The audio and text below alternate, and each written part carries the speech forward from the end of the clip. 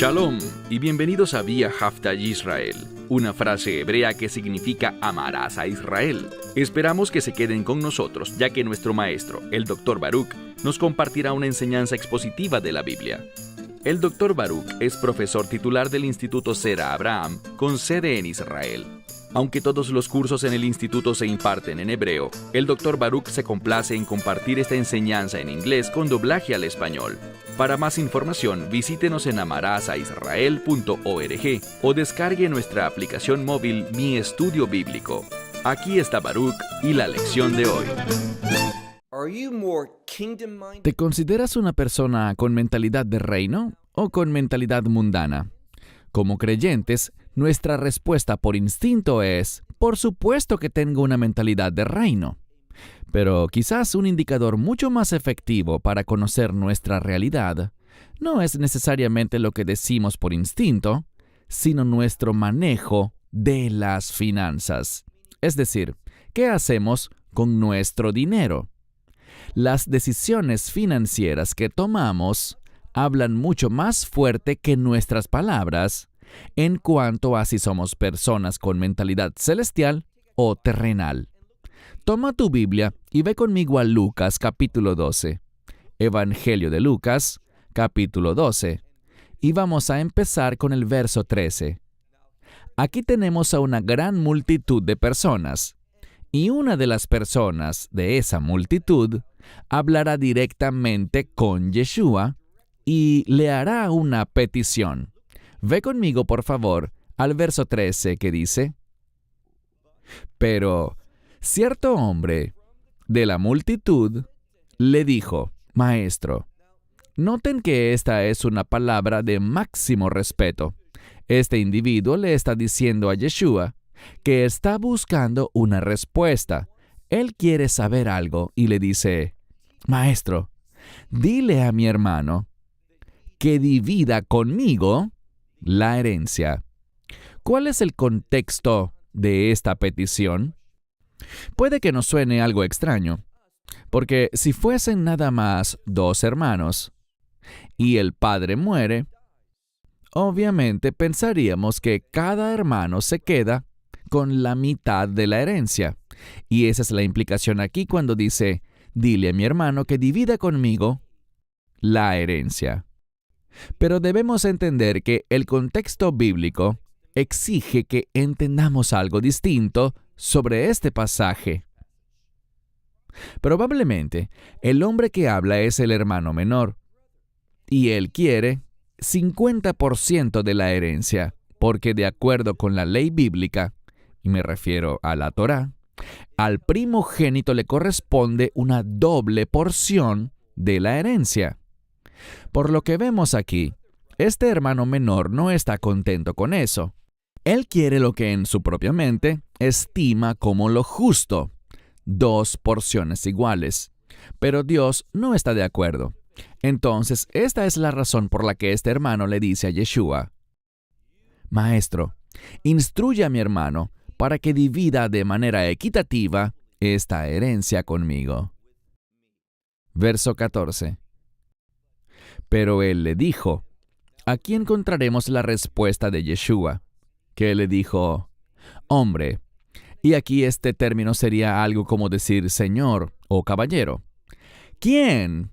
Y presten atención al orden de las palabras. La siguiente palabra en este verso es el término a mí, y debido a este orden de palabras tan peculiar, porque la mayoría de las Biblias dirá: ¿quién me ha designado a mí? Pero el texto original dice: ¿quién a mí me ha designado?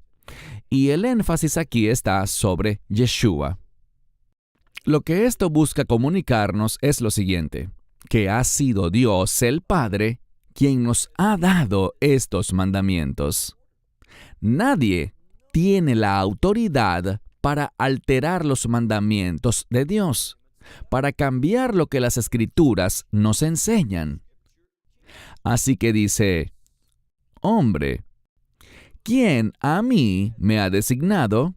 Y esto es lo que dice: para ser juez y repartidor o árbitro sobre ustedes.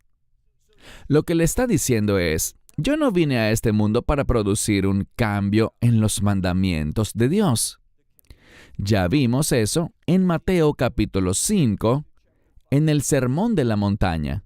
Vimos que Yeshua no vino para anular la ley, sino para cumplir la ley. Y eso significa enseñar y proveer los medios, que yo diría mediante el Espíritu Santo, de manera que podamos vivir en obediencia a las instrucciones de Dios. Y eso es algo bueno. Es lo que dice Pablo en Romanos 8:4. Aquellos que no caminan de acuerdo a la carne. Y este es el problema con este hermano. Su mentalidad es más orientada a la carne, a lo terrenal, que a las cosas del reino.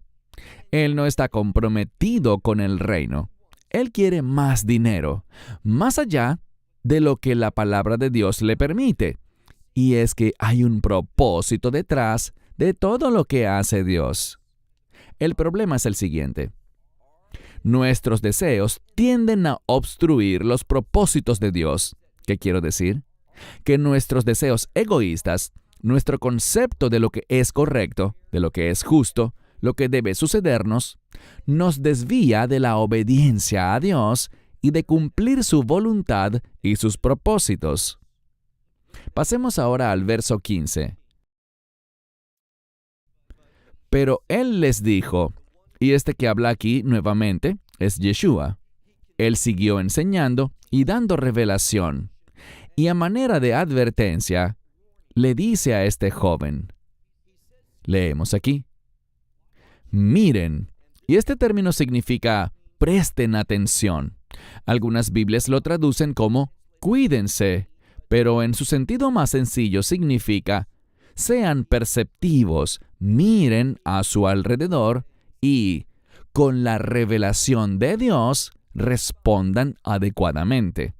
Solo podemos tener una perspectiva correcta si la palabra de Dios es el lente que usamos para entender, interpretar y percibir todas las cosas. Él escribe, miren, cuídense de la codicia. Aquí está el problema. Y me encanta cómo Yeshua llega de inmediato al corazón del asunto. Él discierne que este hermano menor tiene un problema. Está codiciando aquello que Dios no le ha entregado. Algo que Dios le ha dicho, esto no es para ti. La sabiduría, la madurez y el crecimiento espiritual nos llevarán a ponernos de acuerdo con Dios, no a pelear contra Él, sino a someternos a sus instrucciones. Si esto es lo que Dios quiere que yo tenga, yo desearé lo que Dios desea para mí. Me comprometeré con eso. Pero este hombre no pensó así. Por esto es que Yeshua detecta el problema y le dice, hey, miren, cuídense de la codicia. Porque, y aquí hay un principio. La siguiente parte del verso, yo la subrayaría si fuera tú, porque es un principio fundamental para vivir una vida que agrade a Dios. Deben entender esto y tienen que estar de acuerdo con esto que dice, porque no en la abundancia de bienes que poseen, esas cosas que le pertenecen al hombre, esta abundancia, allí no es donde la vida debería estar. Entonces, no encontramos una vida abundante en la abundancia de posesiones. Ese no debería ser nuestro objetivo. Eso no es lo que deberíamos perseguir. ¿Qué deberíamos perseguir? Dios nos lo dirá en algunos minutos. Él ilustrará esto con una parábola que dentro de muy poco compartirá con nosotros. Leamos ahora el verso 16. Pero él dijo, y de nuevo, el Mesías está enseñando y nos da una parábola. Recuerden algo, el término parábola deriva de una palabra en griego. Cuando usamos la palabra parábola y traducimos ese término griego a hebreo, implica un concepto que tiene la connotación de información, sabiduría, una enseñanza, una verdad que debe gobernar tu vida. Por lo tanto, cada vez que nos topamos con una parábola, el mensaje de esa parábola debe ser lo que gobierne nuestra vida y a lo que nos queramos someter, la regla que ordene nuestra vida. De nuevo. Pero él le dijo una parábola a ellos. ¿Por qué eso es importante? Hay un cambio aquí. Hasta este punto, Yeshua venía hablándole a él, al hermano menor. Pero ahora, esta parábola no le habla solamente a él, sino que es una enseñanza dirigida a toda la multitud. Y de la misma forma, eso significa que debemos percibirla, debemos recibirla y debemos aplicarla a nuestra vida. Una vez más, leemos en el versículo 16 que dice: una parábola les refirió, diciendo: cierto hombre rico, el campo, es decir, el campo de este sujeto adinerado, le produjo, y la palabra aquí es bien o bueno. La Escritura está diciendo que había un hombre rico que tenía un campo, y este campo le produjo una cosecha abundante. Eso debería provocar que entendamos algo. Cuando vemos algo que va más allá de lo normal, la implicación aquí es que esta cosecha que produjo el campo de este hombre rico era algo fuera de lo normal. Y veremos la prueba de esto en breve. Por lo que él debió comprender que este era Dios en acción, Dios bendiciendo, Dios dándole abundancia. Recuerden lo que acabamos de aprender. El significado de la vida de una persona, la esencia de quién es, no depende de la abundancia de bienes que tenga. Él nos enseñará algo muy diferente aquí. Este campo, este terreno, esta parcela, le produjo una cosecha abundante. Pasemos al verso 17. Y él razonó para sí mismo y dijo, justo allí vemos el error que el rico cometió. Cuando pasa algo en tu vida que causa que pienses, que reflexiones, que tomes una decisión, lo primero que deberías hacer es presentar eso a Dios en oración. Dios está obrando. Esta es una cosecha sobrenatural. Por lo tanto, este hombre rico que tiene mucho dinero y está acostumbrado al éxito, está acostumbrado a la abundancia, nota que esto va más allá y en un momento veremos la razón de ser de esta sorpresa. Pero vemos que él razonó dentro de sí, mas no oró. Él no acudió a consejeros espirituales que le instruyeran según la verdad de la palabra, para que pudiera aplicar esa verdad a las decisiones que pretendía tomar. ¿Qué fue lo que hizo? Leemos aquí. Él dijo dentro de sí, ¿qué voy a hacer? Porque no tengo lugar para almacenar mi fruto. De nuevo, este hombre probablemente ha trabajado la tierra por años y ha visto cosecha tras cosecha. Leímos que era un hombre rico, así que muy probablemente ya había tenido cosechas muy abundantes. Pero ahora, esta cosecha es inusual, porque nunca antes se le había presentado este problema de tener una cosecha tan grande que no tenía lugar ni espacio para almacenar tanta abundancia. Entonces, ¿qué debía hacer? Bueno, quizás debía haber orado por eso, o consultar con sabios consejeros espirituales que le ayudasen a entender lo que la palabra de Dios le indicase al respecto, y así hubiera tomado esta cosecha abundante, una como nunca antes había visto, para compartirla con otros. Él aquí está pensando, ¿y cómo lo sabemos? La Escritura dice que él razonó dentro de sí y dijo, ¿qué voy a hacer? Pasemos al verso 18. Él llegó a una conclusión por sí mismo. Verso 18. Y dijo, esto haré. Muchas traducciones colocan, yo haré esto, pero el orden de las palabras en el idioma original es importante y coloca el énfasis en la palabra esto. Él cree que ha dado con una excelente solución, y esta solución, que salió de su propia mente, le complace mucho y definirá el curso de acción de su vida. Mira de nuevo, verso 18. Y dijo, esto haré. ¿Qué es lo que hará? Derribaré mis graneros y edificaré unos más grandes, y almacenaré allí toda mi producción y mis bienes, es decir, mis cosas preciadas. Fíjense, este hombre tenía una enorme cantidad de posesiones.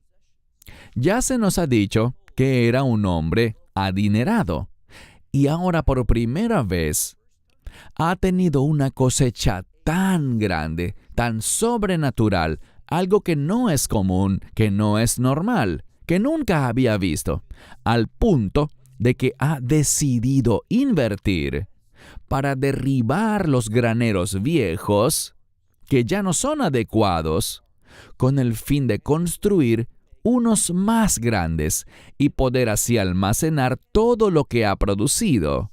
Pero, noten algo. ¿Cuál es su objetivo? Lo veremos en breve. Pasemos, por favor, al verso 19. Y diré, alma mía, seguimos viendo los pensamientos de este sujeto adinerado. Dice, le diré a mi alma, alma, y esta palabra también se puede traducir como vida, nos habla de la verdadera esencia de una persona. Esto que él se dirá a sí mismo manifiesta realmente quién es él y cuál es su prioridad, cuál es el objetivo de su vida. Leamos cuidadosamente el versículo 19. Y diré a mi alma, alma, tú tienes muchos bienes guardados para muchos años. Esa declaración es verdadera. Él es un hombre adinerado que tiene abundancia y no solo para ese año, sino que la Escritura dice que es para muchos años.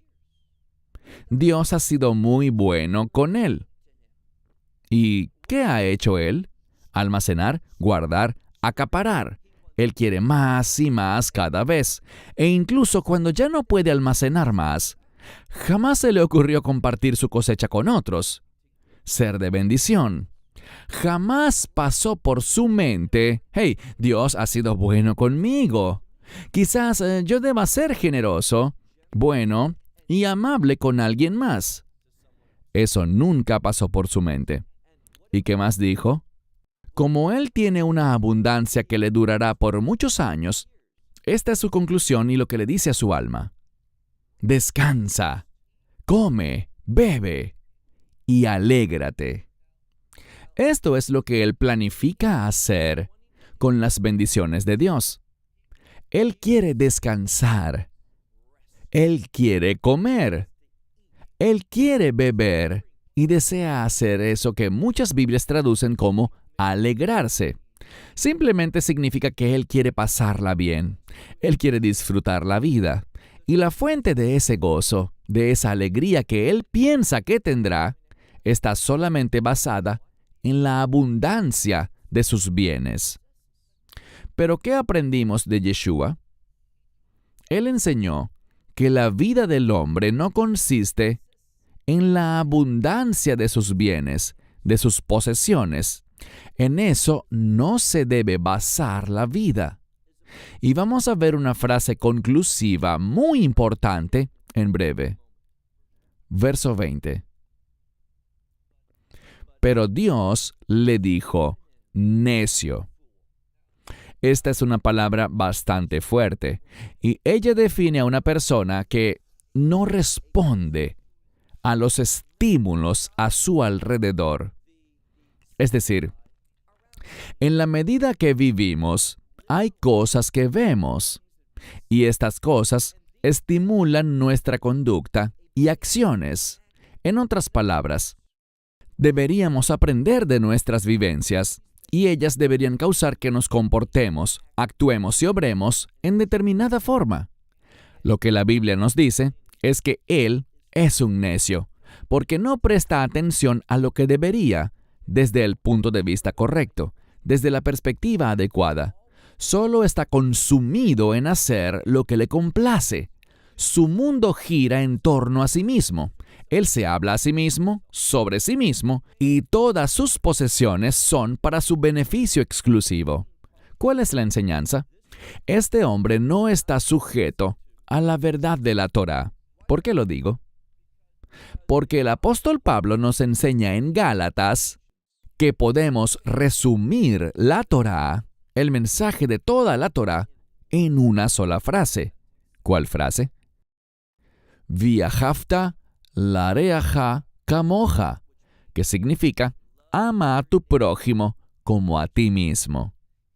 Él nunca ha pensado en los demás, nunca piensa en ninguna de las personas que viven a su alrededor, ni en su familia, ni en sus amigos. No, él solo vive consumido por sus propios deseos.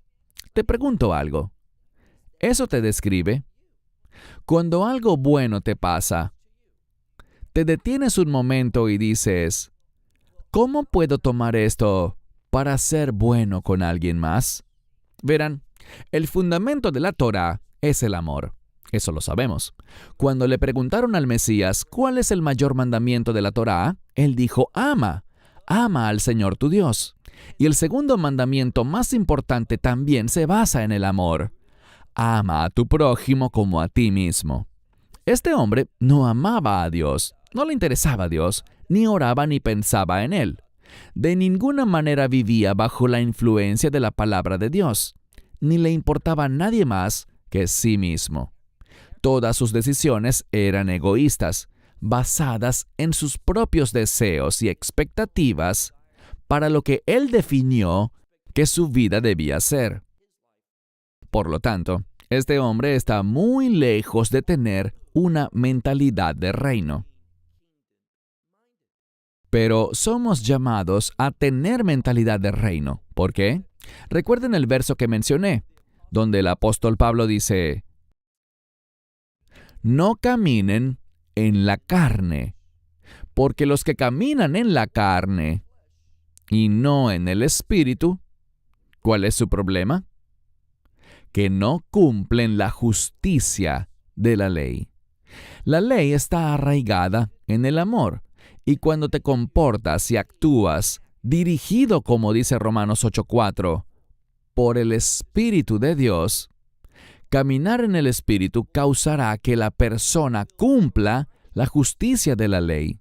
Y lo que descubrimos es que el deseo de cumplir la ley tiene su raíz en el amor que has experimentado de parte de Dios, y ese mismo amor que Dios te da producirá que ames a los demás, que te preocupes por los demás, tal como Dios ha demostrado su preocupación por tu bienestar, al proveer a su Hijo unigénito como Redentor, aquel que entregó su vida para que nosotros podamos tener vida eterna.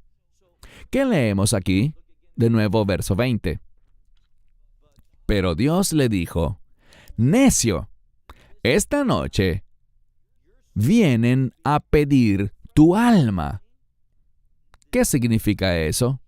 Que esta misma noche Él morirá. Cuando morimos, dejamos este mundo y entramos en la eternidad. ¿Pero en qué clase de eternidad? Solo existen dos opciones. O bien pasarás la eternidad en el lago que arde con fuego y azufre, donde hay un tormento sin final, o vas a pasar la eternidad en el reino de Dios. Y si le perteneces a ese reino, si has sido redimido por la sangre del Mesías, por el mensaje del Evangelio, serás un ciudadano del reino y eres llamado a vivir ya de acuerdo con la verdad de ese reino. Por lo tanto, debes tener una mentalidad de reino. Pero este sujeto no lo tenía, y ahora vemos una frase conclusiva que nos permitirá saber si nosotros somos personas con mentalidad de reino o mentalidad de mundo. De nuevo, Dios le dice a este sujeto: esta misma noche vienen a pedir tu alma, pero aquello que has preparado, todo este esfuerzo para construir nuevos graneros con el fin de almacenar tanta abundancia, ¿qué pasará con eso? No vas a disfrutar nada de eso y de hecho, ninguna posesión podrá influir en nada para tu eternidad. No serán bendiciones de reino. Y a eso hemos sido llamados, a tomar las cosas que Dios nos da y convertirlas en bendiciones de reino para nosotros. ¿Cómo lo hacemos? Usándolas para los propósitos de la justicia, o en otras palabras, usándolas para los propósitos de Dios, demostrando el amor de Dios hacia otros. ¿Qué nos dice este pasaje? Miren el último verso por hoy, que lo resume todo. Te sugiero que lo memorices, y no solo que lo memorices y entiendas este último verso, sino que apliques su sabiduría, su instrucción, a tu vida. Dice: así que, aquel que acumula para sí tesoros, este no es rico para Dios. Es decir, esta persona no logró nada que tenga valor ante los ojos de Dios. Quiero concluir haciéndote la misma pregunta. ¿Tienes mentalidad de reino? ¿Administras todas tus posesiones con la mentalidad de que en algún momento dejarás este mundo? Quizá mucho antes de lo que te imaginas.